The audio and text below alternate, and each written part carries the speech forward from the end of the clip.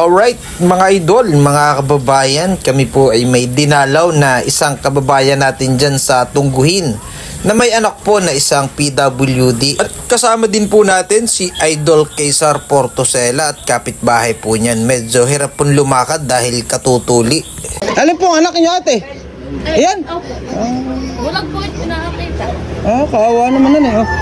Ano pong ginagawa niyo diyan? Sino to? Sino kayo? Hi! Ha? Vloggers Club! Anong pakay niyo rito? Vloggers Club. Ayun, nandito po tayo sa Tungguhin. Magandang hapon po. Akita kayo. Minsan na po nakalat. Okay lang, okay lang. Ay, hindi may nasa. Okay lang. Eh, itaglipin mo muna madali to. Wala naman pa kayo ng Moisen. Wala. Kawawa naman yan eh. Ito ba yung tunog sa umaga gising sa gabi? Kawawa naman. Eh, ba't nagkaganan ate? Kaya po yung matuni. Ba't nagkaganan? Ang 7 months po nagkasakit siya ng meningitis. Sus. Para po siya nag-aaninag. Wala siyang makita. Kawawa naman han eh. Gaaninag. Wala talaga. Wala siya makita? Ilang, ano edad niyan? Magdadalawa na po ito sa December. 2 taon? Ay, yung mga yung sakit. Ang dali na po yung ikot. Ay, di pa paano, bantayin mo yan, sigurado ano? Oo. Talagang ginagawa ko dito. Iya, kawawa naman. Sa pulbata, o bago lang? 5 months po siya. Pero nung maliit pa nakakakita. Baby pa siya. Upo ka ate, itong magandang ano. Ate yun yung nilagnat. Nilagnat lang siya ng mataas. Tapos para kung umakit yung alas utak niya, nag-convulsion siya. Tapos hanggang nag-convulsion, tapos ayun nakomatos po siya ng isang buwan. Sa Claro. Anong edad nung nangyari? 5 buwan po. 5 buwan. Nag-convulsion. Sobrang taas yung lagnat ay yung sakit niya nag-ano sa meningitis. Tapos nakomatos siya. Nakumatos. Sabi nga nung sa Claro tutubuhan daw, hindi ko po pinatubuhan. Sabi nung doktor ay hindi wala na yung pag-asa. Siyempre ay mo tutubuhan ay inaantay na lang malagot na ng hininga yung anak ko para itanggalan nila ng mga. Yung anak ko po nung 5 buwan siya at nilagnat siya 5 buwan. Ay nilanak ko po sa Claro at nagkukumbulsyon. Hindi natigil yung pagkukumbulsyon niya. Hanggang tinurukan siya nung pagpakalma sa kumbulsyon. Tapos ay, hanggang nakumatos na po siya dun sa Claro. Hindi ko na nailuwas sa Maynila at Hindi ko na nailabas. hindi nga po tinatanggap ng Children's Hospital at wala daw pong tubo. Kailangan daw pong tubuan bago iluwas.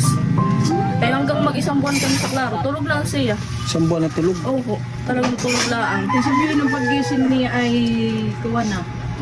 Buti po na. Nung pagising po ni blackout na. Hindi ko po alam. Nalaman ko po nung nagpunta kami sa Maynila. Talaga po sa ibinay ko punta Maynila para matingnan ng mga pedya. Sabi ng doktor ay, hindi wala nang makita. Ano baga nagasakit na ito? Meningitis daw po sabi nung sa impan, doktor sa impan na. May CT scan siya ay. Ito nga po yung may tubo sa ilong yung nilalagyan ng gatas. Tinanggal ko po talaga at nahihirapan ako. Hirapan. Tsaka nanguhugot niya lagi. Talagang inano ko siya sa dede. Ay, ano yan, ate? Hindi siya namumulong, nadadapa. Hindi po. Hindi naman. Pero sabi ng doktor ay siya daw ay kaya nagganiun ay parang may namuong dugo sa loob ng utak niya. Yung ulo na ito nung bata pa ay napapansin ko yung lumalaki yung ulo niya. Hindi ko alam. Ay, na-CT scan na, na-CT scan. Oo. Ay nakita doon sa CT scan ay dumudugo daw yung sa loob ng utak. Yung dugo. Nahulog po ba yan, ma'am? Hindi naman po. Siguro eh, nung si baby pa. Alam niyo po yung mga ano sa ulo, mga dumi. Yung po'y kinutkot. Kinutkot po ayun. Ay nag-infeksyon. Siya, nagkutkot siya. Dapat hilangin sa Ano po, hindi ko naman po alam. Siyempre, unang anak ko. Ay kinukutkot na po ko. Ay na-infeksyon po. Tsaka sinugat. Tapos ay nag-knock-knock yung ulo. Tapos nagnat na. Oo, tapos ay nilagnat siya. Nung 5 buwan, tsaka nung nag-5 buwan, doon po lumabas yung sakit niya. So, ibig sabihin po nung siya ilabas ay normal naman Oo, ano? normal po siya. Ito po yung nakakakita. Parang normal na bata. Kumbaga nung nag 5 months, doon siya nagkasakit. Sabi nga po ng doktor ay para itong special child na talaga. Pero ano naman, ano? Tapos wala pang paningin, ano? Wala. Ay, may asawa ka ba, ate? Wala po. Wala akong pakialam yung tatay na Eh, ang ama niya. taga magsaysay po, wala nang pakialam sa alam. Sino sa magsaysay? Kami mong anak. At ating kilala ko. Taga magsaysay ako. Paano na kayo nung Katulad po nung mga nung 40 nung November. Inaawa po sa amin ng driver at silat nga daw po kayo at naawa nga dito sa anak ko. Gusto lang ay sarap. Ayaw ng hirap. Grabe naman yung ama niyan. Kumbaga po pinapaliban lang namin at wala pa yung nanay ko at yung nanay ko yung magkakaso sa kanila. Mahigit ilang buwan na po hindi nagbibigay sa Hindi akin. may trabaho naman. Hindi ko nga po alam at wala na. Hindi magtrabaho siya para sa kanyang anak. Di ba nagsusuporta simula? Nagsuporta naman po ano lang, putol-putol, wala namang di naman diretso. Ay baka naman walang trabaho. Katulad Aba, ni hindi nanay, magtrabaho. kahit ay walang trabaho? Kapag gumawa. Gawa ng paraan. tatlong buwan na po yung walang trabaho ay din. Sabi ko dapat yung magsikap ka para sa wala Kaya, na ayaw talaga. hiwalay na kayo. Oo, matagal na naman po. Ilan anak niyo? Ito lang po ano. Ito lang. Ilan taon na pa natin? Lalaki pa na Dadalawang din taon anak po. mo. Kawawa naman. Ayun, mga kababayan, mga idol, nandito po tayo sa Tungguhin, Infanta, Quezon. Kasama po natin ang aming grupo, ang Reyna Pogi Vloggers Club. At tayo po ay nakabalita ng isang kababayan natin na may anak po na isang nawala ng paningin. After nung ipanganak, after 5 months, nawala na po yung paningin niya. At hanggang ngayon po ay talagang wala daw pong makita yung bata. At kagagaling kayo sa ospital, di ba? Sabi, kalalabas daw kayo. Po namin. Follow-up check-up. At ito pala ay iniwanan din ng ama. At hanggang ngayon ay parang walang sustento na binibigay. Grabe, kawa naman. Kaya yun, shoutout sa tatay nito. Sana maging pakalalaki ka pagiging magpakaama ka sa inyong anak. Kaawa naman na kuya. Sana makita mo yung sitwasyon ng iyong anak. Kaya nandito kami ngayon ay napagplanuhan namin ang aming grupo na makapaghatid ng kaunting maiabot sa iyo kahit paano ay makakatulong. Kami mga vloggers dito sa Reyna area. Ito, mga kasama ko, mga taga-Infanta, Real at General na car. Kaya kami ay nalulungkot sa sitwasyon ng iyong anak. Grabe. Eh, siguro alam na rin niya na nalapit ka rin sa ating punong bayan. Hindi nga may Hindi ka pa nalapit. Ay, hindi ka pa paano yung makakaano ka tulong. Kasi nga po, syempre po, nahihirapan ako sa kanya talaga. Ang gabi sa kanya ay umaga, tapos ang umaga sa kanya ay gabi. Hindi gising siya sa araw. Tapos tulog sa araw, gising sa gabi. Eh lahat naman po sa akin, sakripisyo ko talaga lahat. Kasi po siya talaga, tapos single parent pa. Pero nakakalakad. Hindi, Hindi rin. Saka, hindi nakakatayo. hindi. Nakakatayo po siya, pero hindi siya. Pero 2 years na siya. Oo, 2 years old. Mahirap, Umaano siya, yung malambot, ang mga... Eh, ano sabi sa ospital sa Manila? Wala po eh. Ha? Kalatat ng buwan po eh. Check up. Check up. Yung mga maintenance po na yung mga... Baka kaya ang naging sanhi ng kanyang pagkabulag ay nasubrahan siya ng gamot. Opo, na-overdose agad. Na-overdose. Kaya nga. Di ba sabi ba matagal siyang tulog? Tawa naman si baby. Oh, parang antok-antok ano? Pero tulog na po siya sa umagising siya. Ay, ayun, yan, nakakaawa. Yan, mga kababayan. Ito pong anak mo. Ano pangalan mo ate? Angel. Angel? Opo. Ano piledo? Rayotro po. Reatro? Opo. Taga rito ka mismo sa Infanta?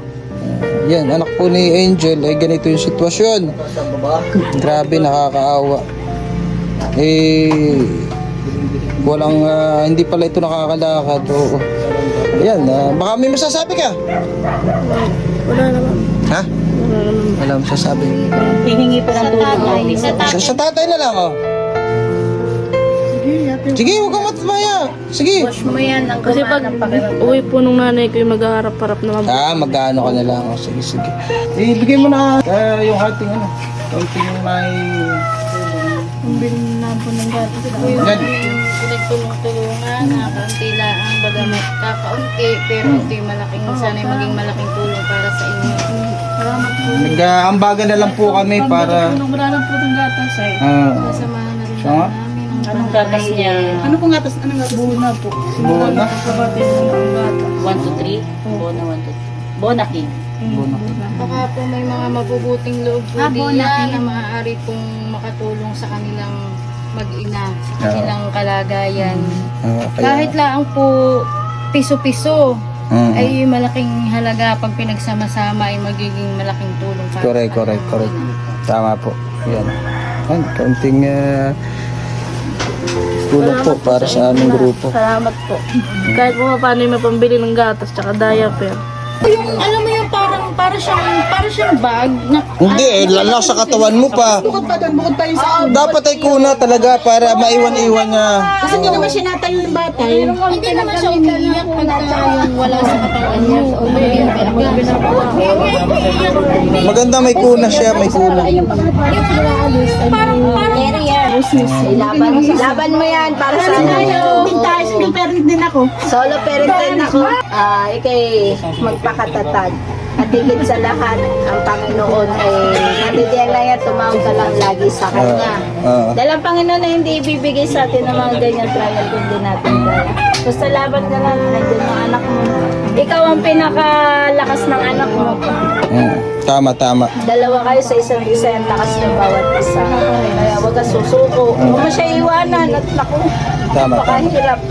Wala na yung tatay, Kapag wala. mawala na ang ay talagang hindi siya kayang alagaan ng ibang tao. pero umiiyak po siya. Hindi magtsatsaga ang ibang tao. Umiyak siya na. Siyempre ko na lang lang po May pinhit yung ama niya.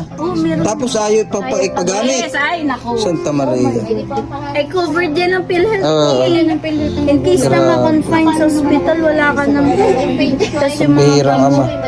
Pero si kusot ng mata. Yung pinibigyan ko Ba't kusot siya ng mata? ganun po talaga siya lagi. Lalo pagkakagising po yung ginagawa kinukusot. Tapos yung gagana tataas. Awa naman eh. Ganun po nataas. hindi kaya sa buhok. Ay, nangangati. Kasi nag-convulsion baga Iya. Oo nga ni. Matanda po ang maabig doon. Eh tayo, ha? Sige ha ate, tuloy na kami. At laban lang, huwag mong isusuko yung iyong anak. At talagang napakahirap pagka may ganyang sitwasyon. Maraming salamat po mga idol sa patuloy nyo po na pagsuporta sa aming mga vlog. Nakakalungkot talaga ang sitwasyon ng mag-ina. At yan mga idol, kami po'y dumaan kay Idol Kaysar na tindahan sa bahay at pinagdadala na ng aming mga kasama ang kanilang mga tinda. Grabe, halos ay ubusin ang mga nag-display. At yan pala ay nagko-content laang. Alam mo naman, ang mga vlogger parang mga hahangal-hangal. Iya, nakakatuwa. Salamat mga kababayan. Ingat po tayo lagi. God bless.